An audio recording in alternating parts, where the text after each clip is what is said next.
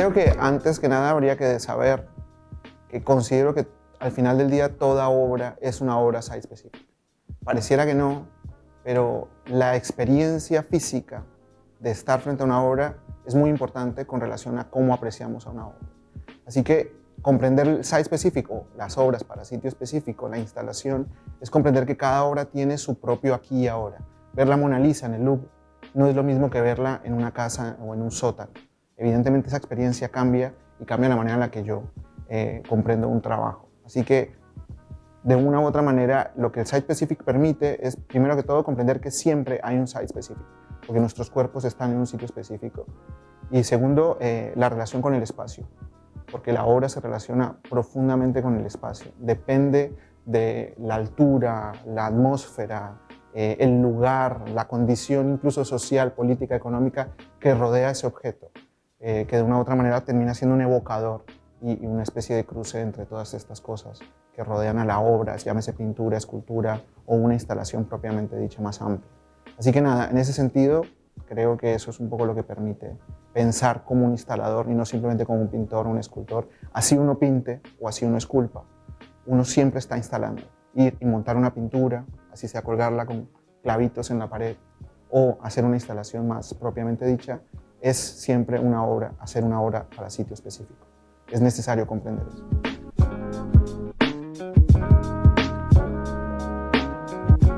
Sí, evidentemente hay un factor muy fuerte del azar, digamos.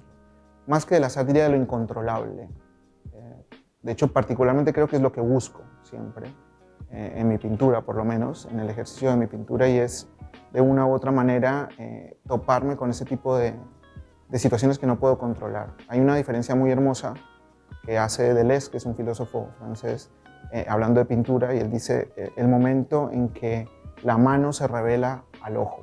Ese momento es algo que busco. Entonces hay toda una serie de usos metódicos, de técnicas, de posibilidades para poder sorprenderme a mí mismo, y lo que lo sorprende a uno precisamente es el accidente, ¿no? La manera en que un pigmento se deposita sobre otro, el hecho de usar un montón de máscaras y al final retirarlas sin saber qué es lo que está quedando atrás y cómo eso va a componer finalmente una imagen. Y también lo divertido del accidente es que puede fracasar. Un accidente realmente puede hacer que una pintura fracase, que no funcione, que no cuaje. Y eso también es lindo, como de una otra manera, saber que no siempre son accidentes afortunados. También hay accidentes desafortunados. Así que es muy, muy importante. Creo que a la larga podría decirse que es lo que busco un poco, sorprenderme a mí mismo. Y lo único que nos sorprende es el accidente.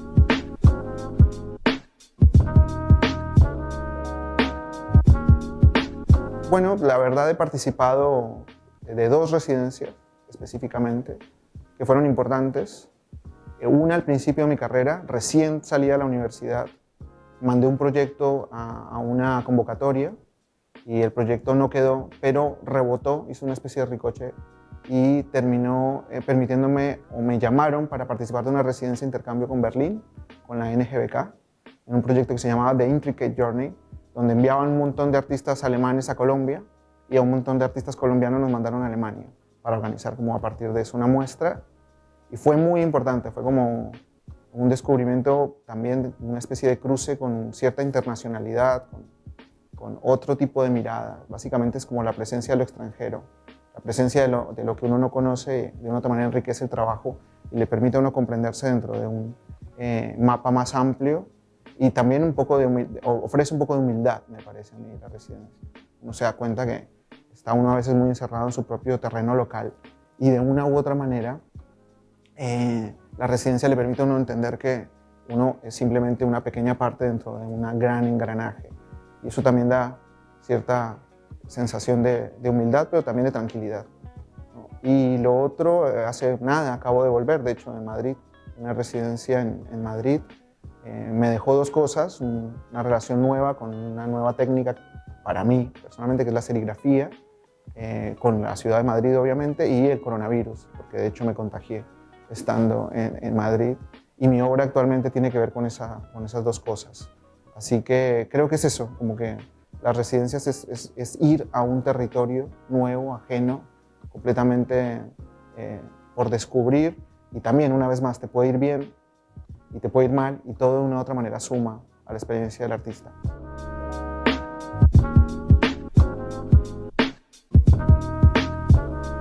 Estuve pensando, creo que pienso muchísimo en qué periodo de la historia del arte me hubiera gustado vivir. Creo que de una otra manera hay como una especie de nostalgia romántica y de fantasía, ¿no? De que si tal vez hubiéramos vivido en la Belle Époque o en los 20 en París, hubiéramos experimentado ciertas situaciones. Está la película de Woody Allen, famosísima, Medianoche en París.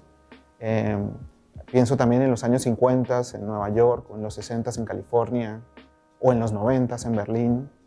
Pero también me ponía a pensar que tal vez la razón por la cual todos queremos volver a ese momento o vivir en esos momentos en la historia del arte es porque hubo un grupo de personas que se tomaron en serio su propia época. Así que lo único que puedo pensar al final del día es que no sé si me interesaría vivir en otra época. Creo que vivo en la mejor época en la que puedo vivir. Y creo que precisamente lo que hace que una época sea genial es el compromiso de los artistas de esa época con ese momento específico.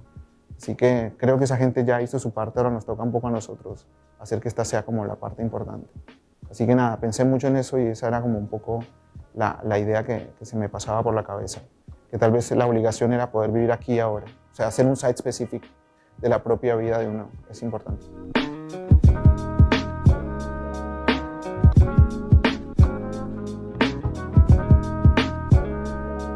Es difícil como pensar en el espectador. Tal vez uno, o por lo menos en mi caso, no pienso en un espectador específico. Pienso como simplemente en alguien que va a mirar.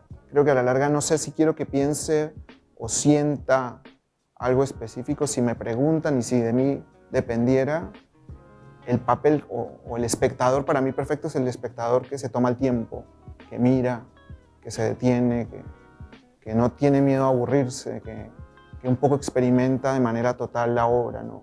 Que no va sabiendo qué es lo que va a ver y tratando de comprobar un poco lo que ya sabe, porque ese es el gran problema, creo yo, a la hora de que miramos arte. Siempre vamos a las obras tratando de comprobar lo que ya sabemos, y si están de acuerdo con lo que ya sabemos, bien, y si nos gustan, y si no están de acuerdo con lo que ya sabemos, evidentemente no nos gustan. Me parece que un espectador ideal es el que va a la obra lo más abierto posible, mira, la revisa, se agacha, mira arriba, mira abajo, mira a los lados, ve las composiciones de color, si las hay, la trata de relacionar con su propia vida, y creo que en esa experiencia lo más desnuda posible hay evidentemente una posibilidad de enriquecimiento, de nutrición. Así que creo que eso es un poco lo que esperaría yo del espectador, que esté abierto.